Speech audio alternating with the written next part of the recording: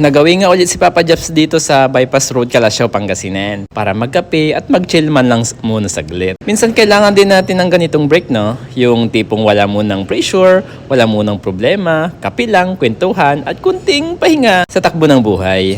Ayan. Sa mga nagawin na dito, ayan, at nakapasyal na dito guys. Nakakain o nakapagkape na dito sa Bypass Road, ayan. Comment nyo naman sa baba kung saan yung favorite spot nyo. Marami na talagang choices dito ngayon. Ayan, meron from kapihan, kainan, hanggang sa tambayan na pwede mong balik-balikan. Diba? Habang binabaybay namin itong daan, grabe, halos bawat kanto may bagong pwedeng subukan. Kung coffee lover ka, panalo ka dito. Kung foodie ka naman, mas lalo. Parang bawat establishment may sariling kwento at may sariling vibe. At ito na nga yung final destination namin.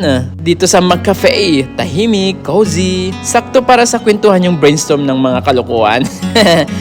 Mga future plans pala. At ang nagpasaya pa guys, na timingan na andito rin yung mga kasama nating mga vloggers. Nagkakakilanlan, sharing ng experiences, tips, struggles, at syempre yung good vibes. Iba pa rin talaga kapag pare-pareho kayo ng passion. Ayan, kahit magkakaiba ng style, magkakaiba ng niche. Ayan, isang goal, yung magbigay ng inspirasyon at saya sa mga manonood natin. One thing I really about this circle, this company, ayan, is the story behind the laughter and the different faces. Hindi lang purong ngiti ang nakikita mo. Sa likod niyan, may mga kanya-kanyang laban.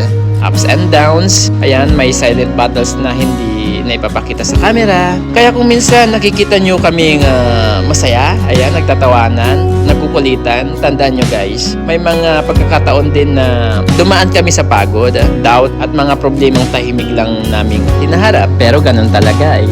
Life is not about avoiding the hard days. It's about choosing to smile even after them.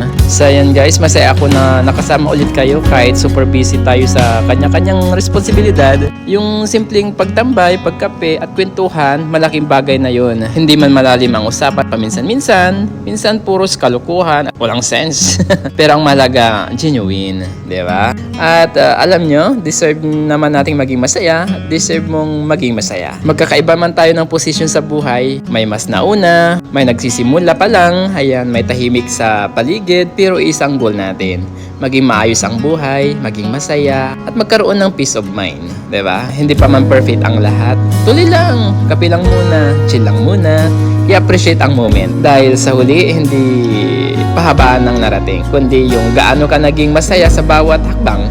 Diba? Kaya kung napadaan ka dito sa Bypass Road, Calasiao, try mo rin tumambay, magkape, at mag-reflect saglit.